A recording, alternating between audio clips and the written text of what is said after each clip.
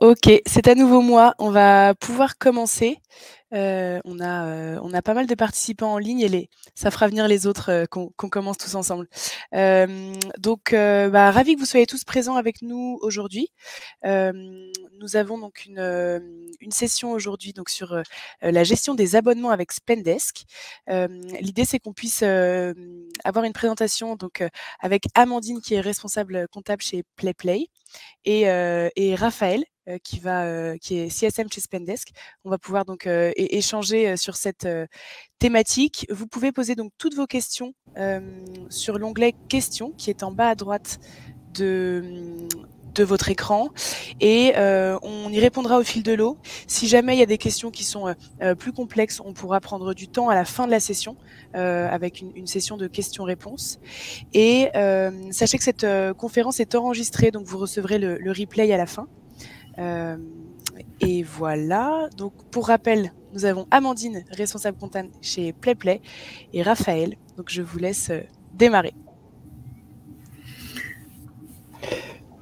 Bonjour à toutes et à tous, ravi d'être avec vous. Merci Amandine pour être avec nous. Du coup, pour l'agenda, aujourd'hui, on va présenter PlayPlay et on va parler également d'Amandine, ses responsabilités, ses missions au sein de cette entreprise. Ensuite, on va parler de la gestion des abonnements au sein des Spendesk. Et à la fin, on aura quelques minutes pour répondre à toutes vos questions. Du coup, Amandine, je te laisse commencer. Si tu veux bien nous raconter PlayPlay, c'est quoi et qu'est-ce qui fait cette belle entreprise française? Très bien, merci beaucoup Raphaël et bonjour à tous. Donc PlayPlay, qu'est-ce que c'est? Très simplement, c'est une plateforme en fait qui permet de créer des vidéos facilement pour les équipes marketing, communication ou training. C'est un outil qui a été conçu pour être très intuitif et rapide dans le sens où il ne faut pas de compétences techniques particulières pour pouvoir s'en servir. À date, on a plus de 2000 clients sur nos trois principaux marchés, la France, l'Allemagne et les US. Et c'est principalement utilisé sur tout ce qui est communication corporate, que ce soit en interne ou en externe sur les différents réseaux sociaux type LinkedIn ou autres. Et pour faire par exemple des tutoriels, des teasers d'événements ou beaucoup aussi comme de use case sur tout ce qui est interview pour mettre en avant des salariés ou des bonnes pratiques. Très bien. Si on met un peu l'accent sur l'équipe finance de PlayPlay, est-ce que tu pourrais nous dire comment vous êtes structuré? Exactement. Alors, comment on est structuré? En fait, ça remonte, la vraie structuration de l'équipe finance de PlayPlay remonte à un petit peu moins d'1 an maintenant. Donc on est structuré en 3 pôles principaux avec une VP Finance qui chapeaute le tout. Donc un pôle Head of FP&A, donc sur toute la partie contrôle de gestion, prévision budgétaire. Un pôle Revenu Operation Manager, donc là sur toute la partie qui va concerner la cash collection du début jusqu'à la fin. Et mon pôle sur la partie Accounting, Tax and Treasury. Et donc là, mes responsabilités à date, c'est d'une part réinternaliser la comptabilité, ce qu'on a fait dernièrement, piloter tous les outils qu'on peut utiliser dans la partie finance, revoir les procédures de contrôle interne et notamment, je me suis en partie appuyée sur Spendesk pour le faire et toute une partie aussi gestion de trésorerie. Très bien, merci pour cela. C'est vrai que toi et moi, on a déjà commencé à travailler ensemble au sein des Spendesk il y a quelques mois, pour ne pas dire quelques années déjà. Mais là, on va se concentrer sur comment PlayPlay avait la gestion des paiements des abonnements avant Spendesk. Tout à fait. Alors du coup, moi je suis arrivée, donc ça fait un peu moins d'1 an que je suis chez PlayPlay. Avant, donc moi je suis arrivée Spendesk qui était déjà live, mais avant comment ça se passait?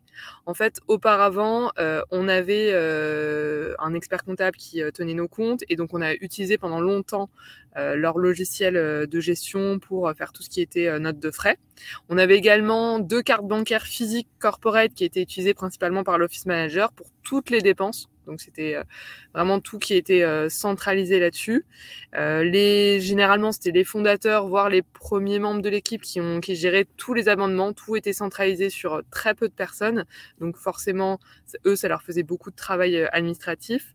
Et on avait aussi sur la partie note de frais une avance des avances par salarié qui étaient faites, puis remboursées par la suite. Donc en résumé, c'était un process, mais aussi qui allait aussi avec la taille de PlayPlay à l'époque. C'était très manuel, ça reposait sur peu de personnes et finalement, elles avaient beaucoup la charge de gérer les choses et c'était pas très disséminé sur les autres membres de l'équipe. Ok. Et même si tu n'étais pas au moment du choix des Spendesk, qu'est-ce que tu sais? Quelle est la raison de ce choix?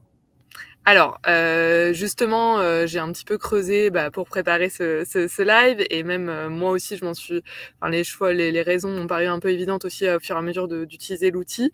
Déjà, il y a un côté assez simple et évident, c'est que en fait, on évolue un peu dans le même écosystème entre Spendesk et PlayPlay, des dates de création des sociétés, d'accélération un petit peu similaires, qui faisaient que ça matchait bien en fait finalement de travailler avec Spendesk. Ensuite, au-delà de ça, parce que c'est pas suffisant non plus pour s'engager sur un outil qu'on utilise maintenant vraiment beaucoup, c'est aussi que le produit correspondait bien aux attentes qu'on pouvait avoir, c'est-à-dire que au début surtout, c'est pas des gens financiers qui ont utilisé l'outil, mais beaucoup l'office manager et l'ensemble des équipes. Donc il fallait que ce soit facile d'utilisation, mais en même temps ça permettait d'être rapide, que les gens soient assez autonomes et autonome, mais tout en ayant un process de validation qui permettait quand même justement d'avoir quelque chose qui soit fiable et qui fasse qu'on puisse pister et suivre les dépenses.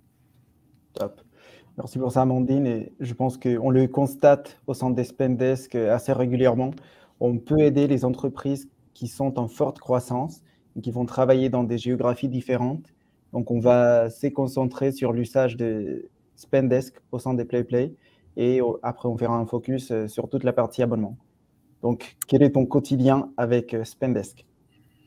Alors, du coup, le quotidien avec Spendesk, déjà, nous, ça match très bien parce que on l'a vu là rapidement, mais on a 3 entités en Allemagne, aux US et en France, et ça cale bien en fait finalement avec le développement actuel de Spendesk qui est dans ces 3 mêmes pays. Donc pour nous, ça a été très pratique de pouvoir justement s'appuyer sur Spendesk à ce niveau-là. Et après, nous, au quotidien, on utilise vraiment quasiment tous les modules de Spendesk, donc tout ce qui est carte virtuelle, donc qui soit récurrente ou à usage unique, donc toute la partie finalement abonnement dont on va parler plus tard, les cartes physiques pour certains de nos salariés, l'outil de gestion de factures, les notes de frais, et on va jusqu'à la préparation comptable évidemment pour intégrer nos dépenses. On vient de mettre en place NetSuite il y a quelques mois et on a configuré avec notre intégrateur une intégration de toutes nos dépenses comptables directement dans NetSuite via l'export Spendesk. Donc pour nous, c'est notre seul et unique outil de gestion. On utilise Spendesk au quotidien et sur nos 3 filiales de manière quotidienne. Très bien, très clair pour ça. Et je me permets d'annoncer également pour les gens qui sont avec nous et qui nous écoutent aujourd'hui que Spendesk a déjà créé une intégration avec NetSuite pour apporter plus de valeur à tous nos clients. Là, on est en train de finaliser la phase des tests et cette intégration sera disponible d'ici quelques jours, voire quelques petites semaines. Alors, voyons le côté opérationnel. Qu'est-ce que ça donne les abonnements? Tout à fait. Alors, sur le côté opérationnel des abonnements, à date, on en a un peu plus de 90 à suivre, qui sont actifs. Nous, en tout cas, ce que je note et ce qui me remonte aussi assez facilement, c'est que c'est très facile d'en créer un nouveau. En fait, finalement, c'est en quelques clics, c'est faisable. Puis il y a le process d'approbation classique sur Spendesk, et c'est aussi facile de le faire évoluer. J'entends, on prend peut-être un abonnement récurrent et finalement il y a une dépense, un pic de dépense pour une raison X ou Y.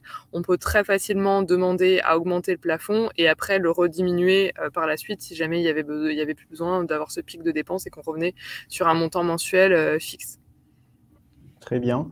Et donc sur cette page d'abonnement, donc tu l'as au sein de ton entité principale, donc l'entité française, mais également dans les autres marchés. Exactement. Dans les autres marchés, on a le même fonctionnement. La majorité, pour l'instant, de mes abonnements, bien sûr, est sur la France parce que c'est notre entité principale, mais ça fonctionne exactement pareil. Et notamment, je suis en train de le mettre en place sur les US, sur un loyer, par exemple, qui est prélevé tous les mois, et on va le passer aussi en carte Spendesk. Ça nous permet de suivre, de piloter. Là, comme on le voit sur l'exemple de page qui est mis en avant, j'ai ma liste de fournisseurs, je vois le montant qu'il y a par carte, je vois combien a été consommé dans le mois. Ça permet vraiment en un petit tableau de bord de tout voir, tout suivre et éventuellement ajuster si besoin. Très bien. Et tu as utilisé un mot qui est très intéressant, qui est le pilotage de l'activité. Du coup, je sais qu'on allait mettre l'accent sur le côté finance, le suivi des budgets. Il y a quelques aspects que tu voulais souligner par rapport à… Exactement, Raphaël. Ce qui est très bien, c'est ce que je disais là, c'est qu'effectivement, on centralise à un endroit toutes nos dépenses d'abonnement. Ça permet vraiment de suivre et aussi parfois la problématique, enfin moi ce que j'ai vu sur les éventuels abonnements qui sont pas sur Spendesk, on a beaucoup plus de mal à pister la dépense et à suivre où sont les justificatifs. Sur Spendesk, on a tout de suite une alerte. S'il manque des justificatifs, ça permet de beaucoup plus monitorer à ce niveau-là. Il y a le sujet aussi sur les montants en fait engagés par fournisseur, parce que quand on leur laisse juste un droit de prélèvement sur un compte bancaire, on a un peu moins la vision là-dessus, alors que là, c'est un niveau de carte que finalement j'ai décidé d'avance et qui a été validé par nous. Si jamais le montant dépasse, la carte ne passe pas, mais du coup, si besoin, moi je vais l'augmenter. Et sinon aussi, ça me permet de savoir aussi d'être averti des éventuels dépassements. Il y a aussi un point, c'est le fait qu'on est soit sur un tableau de bord unique. C'est aussi dans des sociétés en forte croissance, il peut y avoir un peu le risque de doublon d'une équipe qui prend un outil et l'autre qui pense le prendre aussi de manière unique, mais finalement sans s'être vraiment parlé. Moi, en voyant tous les abonnements sur la même page, ça me permet aussi de pister ce genre de choses et de tout de suite être alerté et de suivre ça. Un autre point qui est aussi vraiment important et intéressant, c'est que du coup, la carte, quand je vais créer un abonnement et créer la carte attachée à cet abonnement, je vais choisir la devise. Donc, comme on travaille forcément avec des fournisseurs qui viennent un peu de partout, ça me permet de justement configurer cette carte en devise et de ne pas avoir d'impact d'éventuelles variations de taux, etc. Et le dernier point aussi qui est très bien, c'est qu'elles ont une durée en fait comme une carte bancaire classique. Elles ont une durée de 4 ans. Donc c'est en ça que c'est assez intéressant de mettre en place ces abonnements, parce que finalement, même si parfois, et on y reviendra sûrement après, si parfois c'est des dépenses qui sont pas forcément mensuelles mais qui vont plutôt être annuelles ou biannuelles, c'est mieux de faire un abonnement plutôt que de faire des demandes de cartes juste à usage unique qu'il va falloir renouveler à chaque fois. Là, au moins, on a le budget qui est prêt à l'avance et qui est disponible pour les 4 prochaines années. Très bien. Et justement, sur cette mise en place de nouveaux process, on a reçu une question. C'est vrai que Spendesk est un outil qui est adopté dans un premier temps par l'équipe finance. Mais à ce titre, au sein de l'organisation, comment a été vécue la mise en place de cet outil? Alors, nous, plutôt très bien, parce que, encore une fois, ça avait été mis en place plutôt côté Office Manager et ça a été vu comme un outil qui facilitait en fait, facilitait la vie des collaborateurs, parce que du coup, ils étaient autonomes sur le fait de demander, sous validation de leur supérieur hiérarchique bien sûr, mais de demander leurs abonnements. Ils peuvent le piloter eux-mêmes aussi. Ils ont la vision sur quelle est la dépense de leur abonnement au fur et à mesure qu'il y a les prélèvements qui sont faits sur la carte. Donc tout ça, ça a facilité les choses. Il y a l'application téléphone qui permet aussi de suivre facilement les choses. On peut aussi directement lier les justificatifs via l'adresse mail Spendesk pour qu'ils soient déposés automatiquement sur Spendesk. Donc il y a plein de choses qui font que finalement, c'est plus, ça facilite les choses plutôt qu'autre chose d'utiliser Spendesk. Très bien, merci pour cette réponse. Je sais que tu voulais nous partager également quelques bonnes pratiques concernant les abonnements après plus d'un an d'expérience avec cette gestion. Exactement. Bah, les bonnes pratiques que moi j'ai notées, c'est en fait on a ce fameux tableau de bord. Après, il y a toujours aussi le collaborateur qui demande une carte et qui finalement n'en a plus besoin, vérifier qu'elles sont toujours utilisées. Ça, c'est assez facile à pister avec le tableau de bord. On voit qu'il n'y a pas eu de paiement depuis un petit moment. Ça permet quand même de s'assurer que est-ce qu'on n'a pas un loupé, est-ce qu'il manque pas quelque chose dans le process, est-ce que justement on n'a pas oublié de nous prélever. Donc c'est une bonne pratique. Vérifier si les montants des cartes sont corrects, à savoir à la baisse ou à la hausse. Est-ce qu'on n'a pas un peu prévu trop large sur cette carte et que finalement on n'en utilise que 10% tous les mois, donc ça vaudrait le coup d'ajuster le montant, ou éventuellement on dépasse tous les mois, chaque mois il y a une demande qui est faite pour un dépassement exceptionnel, pourquoi pas ajuster le montant récurrent tout de suite. Et une chose qui est hyper bien aussi, c'est la partie, en fait, l'abonnement, il est rattaché à une personne quand elle est là, mais quand elle s'en va, en fait, il va être automatiquement transféré à son responsable. Soit il y a une manipulation, la personne prend le temps de le faire, entre guillemets, avant son départ, et elle va choisir qui est-ce qui va devenir propriétaire de l'abonnement pour bien garder le suivi et l'historique. Soit ça n'est pas fait pour une raison X ou Y, et dans ce cas-là, c'est le manager direct qui reçoit l'abonnement. Mais en tout cas, ça part pas, entre guillemets, dans la nature, comme quand parfois on fait des abonnements un petit peu à part, et que finalement, on n'a plus trop l'historique, on ne sait pas trop ce qui se passe. Là, au moins, on a vraiment le suivi qui va rester. Et sur la partie des abonnements annuels, en fait, c'est un peu ce que je disais tout à l'heure, c'est que en fait, on peut aussi créer des cartes récurrentes pour les abonnements annuels. Nous, c'est ce qu'on fait pour certains fournisseurs. Ça nous permet de tout piloter au même endroit. Et en fait, qu'est-ce que je fais une fois que mon paiement annuel est passé? Je vais mettre cette carte en pause, ou je vais diminuer le montant de la carte, juste pour pas que ça me mobilise une partie de mon portefeuille Spendesk pendant ce temps-là. Mais au moins, j'ai toujours la possibilité d'utiliser cette carte quand il y a un paiement à faire sur ce type de fournisseur. Très bien. Je pense qu'avec Cécile, je ne sais pas s'il y a d'autres questions à répondre dans le chat. Je vais vérifier rapidement. On a d'autres questions pour Amandine, peut-être?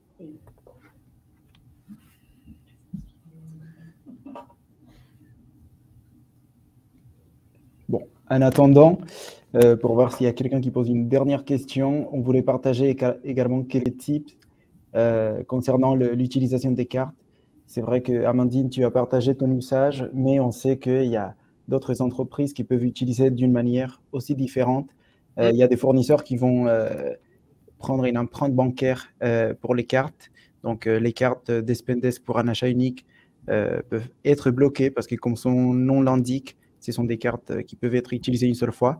Donc, il y a des clients qui utilisent les cartes récurrentes pour l'achat des billets, pour la réservation des hôtels, pour des marketplaces, voire donner un budget pour un département spécifique.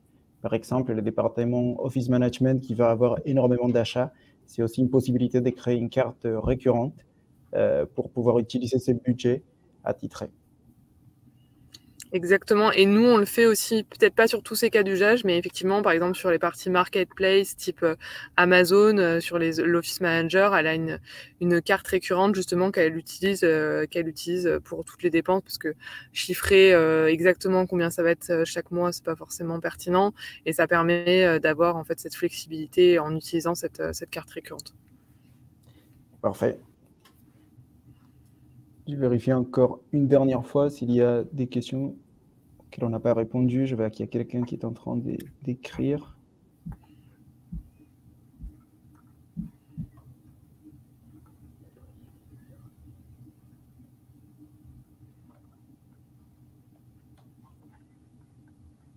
En tout cas, si j'ai bien compris, Amandine, il y a eu un avant et un après Spendesk.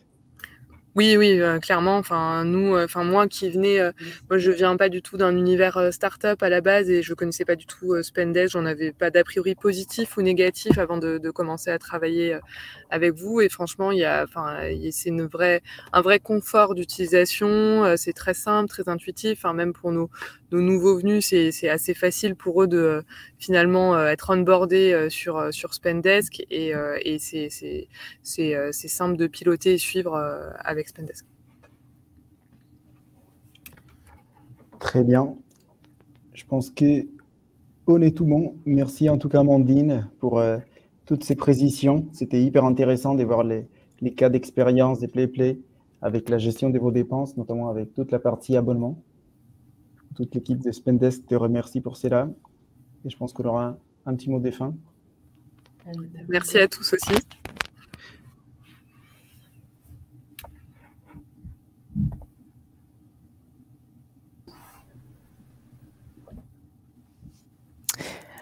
Anita, pour répondre à votre question, vous avez accès à cette page sur votre compte Spendesk depuis la rubrique abonnement, tout en haut, dans le bandeau violet, en haut de votre plateforme Spendesk. Vous avez cette page abonnement sur laquelle vous pouvez donc créer des nouvelles cartes d'abonnement et bien sûr avoir de la visibilité sur toutes les cartes existantes. Si vous ne trouvez pas cette page, on vous recontactera, on va voir avec votre chargé de compte pour vous accompagner si vous souhaitez. Mais normalement, c'est très simple, c'est un des boutons sur la barre tout en haut dans votre compte Spendesk. Je regarde si on a d'autres questions.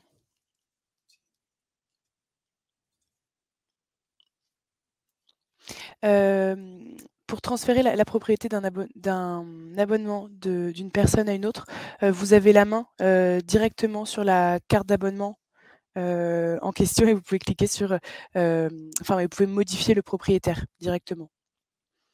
Et ça, c'est très pratique quand il y a du mouvement dans les entreprises. Ça permet de laisser l'abonnement en place et juste de changer le propriétaire de la carte.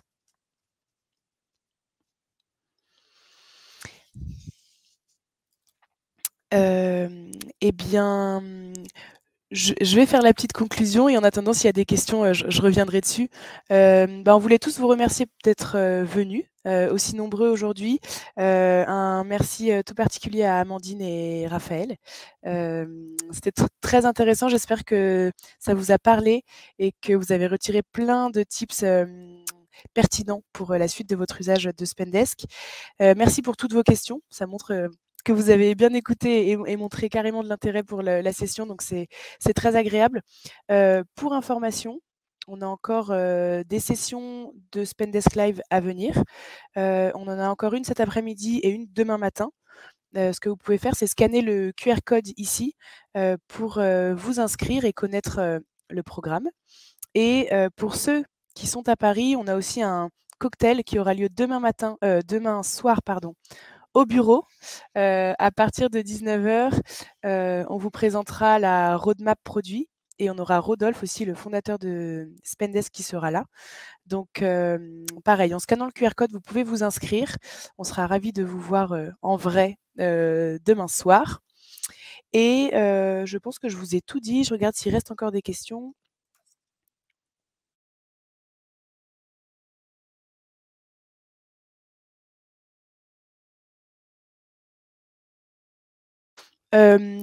Anita, pour les comptes comptables, c'est quelque chose que vous choisissez au moment de faire la préparation comptable, lorsque vous êtes dans l'onglet comptabiliser, lorsque vous révisez les paiements du mois. C'est à ce moment-là que vous pouvez associer votre ligne qui correspond à l'abonnement à votre compte, au compte comptable correspondant.